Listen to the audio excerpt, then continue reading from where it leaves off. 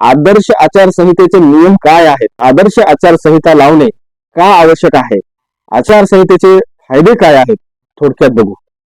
मतदारांना पैसे वाटणे, महागड्या भेटवस्तू देणे, मतदारांना लालच किंवा आमिष दाखवणे या सगळ्या गोष्टी करण्यास आचारसंहिता काळात सक्त मनाई असते. ह्या कालावधीत विद्यमान सरकारला कोणत्याही विकास कामाची घोषणा बिलकुल करता येत नाही. आचारसंहिता काळामध्ये कोणत्याही सत्ताधारी मंत्र्याला रस्ते, पाणी, वीज देऊ अशी आश्वासनं देता येत नाहीत. तसंच निवडणुकीवर परिणाम होणाऱ्या कोणत्याही अधिकाऱ्याची आपल्या आवडीच्या ठिकाणी बदली करता येत नाही. मतदारांना धमक्या देणं, दबाव आणणं हे आदर्श आचारसंहितेचा भंग ठरतं. आचारसंहिता लागू झाल्यावर राजकीय रॅली किंवा बैठका घेण्यासाठी पोलिसांची संमती तशी परवानगी घेणे आवश्यक असते. आचारसंहितेच्या काळामध्ये विरोधकांचा पुतळा जाळणं अशा प्रकारचा निषेध नोंदवणं देखील नियमात बसत नाही. जनसंपर्कासाठी सरकारी पैसे वापरता येत नाही. ठरवून दिलेल्या नियमात वापरलेल्या पैशाचा हिशोब दाखवावा लागतो. जाहिराती करता येत नाहीत. जाहिराती करता येतात परंतु दिलेल्या जाहिराती ह्या हिशोबातच लावाव्या लागतात व नियमाने ठरवून दिलेल्या प्रमाणात जाहिराती आधीच करतात. जाहिराती आधीच चालू आहेत तर त्या काढून टाकण्यात येतात. नवीन नियोजन, बांधकाम, घोषणा, उद्घाटन किंवा पायाभरणी होऊ शकत नाही. मात्र जर काही विकास कामे आधीच सुरू असतील तर ते पुढे कामे चालू ठेवता येईल. कोणत्याही प्रकारची नैसर्गिक आपत्ती किंवा साथीचे आजार उद्भवल्यास अशा वेळी सरकारला काही उपाययोजना करण्यासाठी आधी निवडणूक आयोगाची परवानगी घ्यावी लागेल. मंदिर, मस्जिद, चर्च, गुरुद्वारा किंवा कोणत्याही धार्मिक स्थळाचा निवडणूक प्रचारासाठी वापर करता येत नाही. त्याशिवाय कोणत्याही पक्षाला किंवा उमेदवाराला रॅली किंवा सभा घेण्यापूर्वी पोलिसांची परवानगी घ्यावी लागते. सकाळी 10 ते रात्री 6 पर्यंत डीजे वापरता येणार नाही. आताच्या नियमाप्रमाणे तर डीजे वाजवण्यावर कायमची बंदी आलेली आहे. ह्या काळात सरकारचा कोणताही मंत्री, आमदार, अगदी विद्यमान मुख्यमंत्री सुद्धा निवडणूक प्रक्रियेत सहभागी असलेल्या कोणत्याही अधिकाऱ्याला भेटू शकत नाहीत. भेटणे तर दूरच पण सरकारी विमान, वाहने कोणत्याही पक्षाच्या किंवा उमेदवाराच्या फायद्यासाठी म्हणजेच प्रचारासाठी वापरता येत नाहीत. मंत्री, मुख्यमंत्र्यांना त्यांच्या शासकीय निवासापासून ते कार्यालयापर्यंत शासकीय वाहनाचा वापर करावा लागतो. मतदारांना आमच्या अमुक पक्षाला किंवा आमच्या चिन्हाला वोटिंग करा, मलाच निवडून द्या किंवा ह्याच व्यक्तीला निवडून द्या असं सांगून धमकावता येत नाही. धमकावणं हे आदर्श आचारसंहिताचा भंग ठरू शकतं. कठोरात कठोर 1 वर्षापर्यंत शिक्षा किंवा द्रव्यदंडाची शिक्षा होऊ शकते.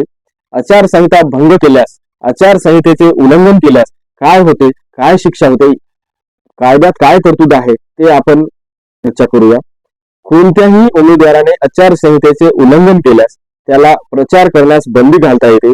नियमाचे उल्लंघन केल्याबद्दल उमेदवारावर फौजदारी गुन्हा देखील दाखल केला जाऊ शकतो. कठोरात कठोर शिक्षा केली जाऊ शकते. एवढेच नाही तर तुरुंगात पाठवण्याची सुद्धा तजवीज निवडणूक आयोग करू शकते. आता खर्चाचा हिशोब ठेवणे. भादवी कलम 171 खाली प्रत्येक उमेदवाराने आपल्या निवडणूक खर्चाचा हिशोब ठेवायचा असतो. त्याशिवाय एक रिप्रेझेंटेशन ऑफ पीपल ऍक्ट 1951 आहे. म्हणजेच काय तर लोकप्रतिनिधित्व कायदा 1951 एक स्पेशल आहे. यामध्ये उमेदवार, नवीन पक्ष बनविणे, मतदान, मतमोजणी, निवडणूक खर्च, निवडणुकीतील तक्रारी अर्ज, अपील, भ्रष्टाचार, निवडणुकीतील अपराध, राजीनामा, पदावरून हकालपट्टी करणे, पोटनिवडणुका याबाबत सर्व माहिती सांगितलेली आहे. त्यावर म्हणजेच 1951च्या लोकप्रतिनिधित्व या कायद्यावर स्वतंत्र व्हिडिओ बनवा अशी आपण जर कमेंट केली तर स्वतंत्र व्हिडिओ देखील बनवू. निवडणुकीचा हिशोब ठेवण्याची तरतूद ह्या लोकप्रतिनिधित्व कायद्याच्या कलम 71 मध्ये आहे. मागील काही निवडणुकांमध्ये अनेक उमेदवार ह्या कायद्याखाली खटले त्यांच्यावर दाखल आहेत. निवडणूक खर्चाची किमान खर्चाच्या मर्यादा पाळून नव्या सुधारणेप्रमाणे प्रत्येक उमेदवाराला फक्त निवडणूक खर्चासाठी स्वतंत्र बँक खाते उघडून संपूर्ण खर्च करायचा असतो.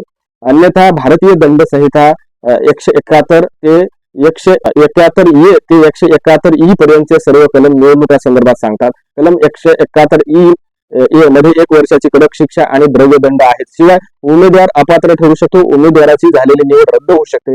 परंतु त्या उमेदवाराला किती दिवस निवडणुकीत उभं राहता येत नाही ते निवडणूक आयोग वा निवडणूक अधिकारी नियमाप्रमाणे ठरवू शकतात. आता प्रचार साहित्य. सर्व प्रचार साहित्यावर मुद्रक प्रकाशाचे नाव पत्ता आवश्यक आहे. यातील तरतुदीचा भंग केल्यास 6 महिने कडक कारावास आणि 2,000 रुपयापर्यंत किंवा 10,000पर्यंत दंडाची पण तरतूद करू शकतात.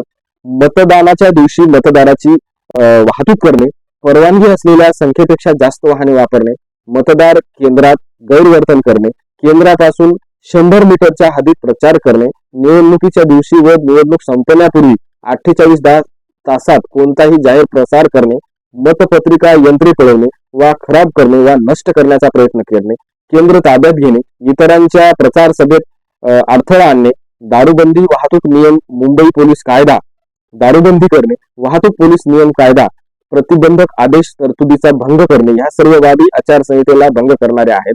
यातील बहुतेक बाबी लोकप्रतिनिधी कायद्यात दखलपत्र गुन्हे आहेत, ज्या व त्यासाठी 3 महिने व 2 वर्ष कारावास आणि दंड होतो.